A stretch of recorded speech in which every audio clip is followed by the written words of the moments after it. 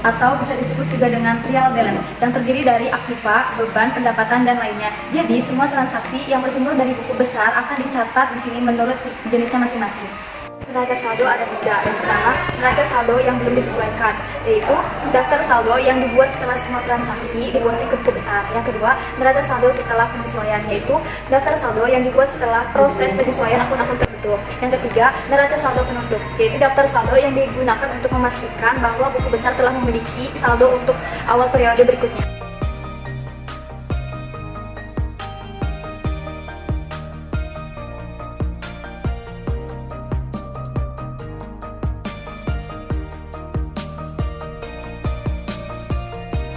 Tujuan neraca saldo adalah untuk menguji keseimbangan dan kebenaran dari pencatatan jurnal. Jadi, total akhir dari debit dan kredit di neraca saldo ini harus sama, tidak boleh berbeda Rp1 pun. Kita akan menyusun neraca saldo untuk perusahaan dagang. Secara teknik, cara penyusunan neraca saldo untuk perusahaan dagang hampir sama dengan cara penyusunan neraca saldo perusahaan jasa, yaitu dengan cara kita memindahkan saldo akhir di akun yang ada dalam buku besar ke dalam neraca saldo. Dalam kolom neraca saldo yang pertama yaitu nomor akun. Nomor akun itu sesuai dengan akun yang ada di buku besar. Lalu ada nama akun, debit, dan kredit. Lalu kita akan memindahkan kas nomor akunnya 1.1.1, saldo akhirnya ada di debit 1.619.000 dipindahkan ke yang pertama di neraca saldo. Lalu yang kedua ada piutang dagang nomor akun 1.1.2, saldo akhirnya ada di debit berjumlah 19.200.000. Lalu ada perlengkapan nomor akunnya 1.1.3, saldo akhirnya di debit 287.000.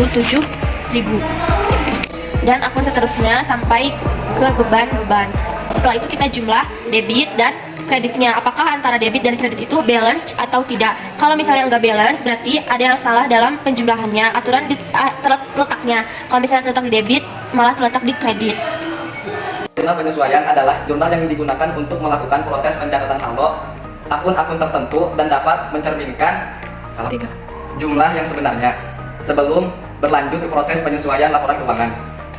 Fungsi jurnal penyesuaian adalah untuk menghitung pendapatan serta beban pada periode tertentu dan menetapkan saldo catatan akun buku besar pada akhir.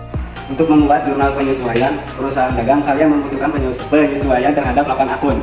Di antaranya 1. Persediaan barang dagang. Pada proses pencatatan barang dagang, kalian bisa menggunakan 2 metode, yaitu 1. Ikhtisar, laba atau rugi, dan metode harga pokok penjualan atau bisa juga disebut HPP. A. Ikhtisar, laba dan rugi. Dengan metode ini, persediaan awal mempengaruhi harga pokok penjualan, maka dari itu di akhir periode, kalian memindahkan persediaan barang ke debit pada akun laba atau rugi, dan persediaan barang dagang ditempatkan di kredit. B. Harga pokok penjualan. Hal yang perlu kalian perhatikan pada metode ini adalah akun yang harus dipindahkan ke harga pokok penjualan. 2. Beban dibayar di muka. 3. Pendapatan dibayar di muka. 4. Perlengkapan. 5. Beban yang masih dibayar. 6. Pendapatan yang wajib diterima. 7. Piutang. 8. Kita akan membuat jurnal penyesuaian pada perusahaan dagang. Pada prinsipnya, jurnal penyesuaian pada perusahaan dagang dan jurnal penyesuaian pada perusahaan jasa itu sama. Yang membedakannya adalah jika pada perusahaan dagang itu ada penyesuaian pada akun barang dagangan. Dan jika di jurnal penyesuaian pada perusahaan jasa itu tidak ada.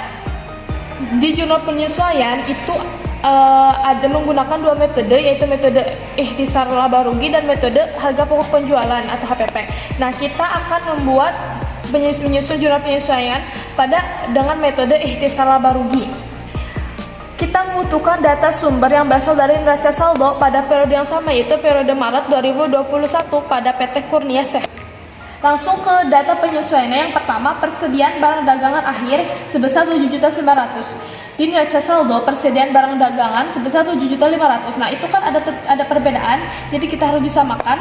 Karena kita menggunakan metode ikhtisar laba rugi, jadi kita membuat akun yang pertama tanggal 31 ikhtisar laba rugi, debitnya sebesar 7.500.000 dan persediaan barang dagangan awal kreditnya 7.500.000 diambil dari persediaan barang dagangan awal yang ini 7.500.000.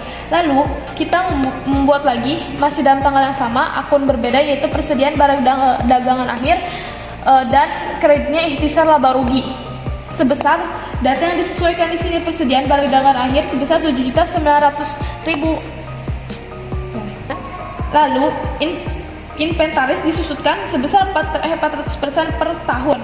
Di sini inventaris sebesar 4.250.000. Kita sesuaikan, kita hitung di sini 14/100 dikali 4.250.000 diambil dari ini jumlahnya si inventaris dari periode pertama.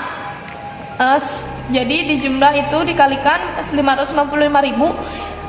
Ini kan masih per tahun. Lalu kita membutuhkannya per 1 bulan ya. Jadi kita hitung dibagi 12, hasil yang setahun dibagi 12 per bulan. Hasilnya 49.583 dibulatkan jadi 50.000. Kita tulis di sini beban penyusutan inventaris sebesar 50.000, akumulasi penyusutan inventaris sebesar 50.000 debit dan kredit. Data penyesuaian yang ketiga, perlengkapan yang tersisa sebesar 95.000. Perlengkapan awalnya 287.000 dan pada periode akhir tersisa 90.000. Jadi yang awal dikurangi yang akhir, hasilnya 192.000. Ditulis di sini beban perlengkapan debit 192.000 dan kredit perlengkapan 192.000. Lalu ke data penyesuaian yang keempat, sewa gudang yang terbayar adalah untuk 2 bulan yaitu Maret dan April. Di sini beban sewa gudang 500.000 untuk 1 bulan. Jadi kita bayar untuk 2 bulan. Jadi 500.000 dibagi 2 bulan jadi 250.000. Di sini beban akunnya beban sewa gudang debit dan beban sewa gudang kredit 250.000. Lalu penyesuaian yang kelima, iklan yang belum dibayar sebesar 20.000, tapi di sini ditulisnya 20.000. Beban iklan 20.000 dan utang iklan 20.000. Sudah disesuaikan data-data yang ada di neraca saldo dan jurnal penyesuaian, dijumlahkan debit dan kredit itu kan harus sesuai, harus balance.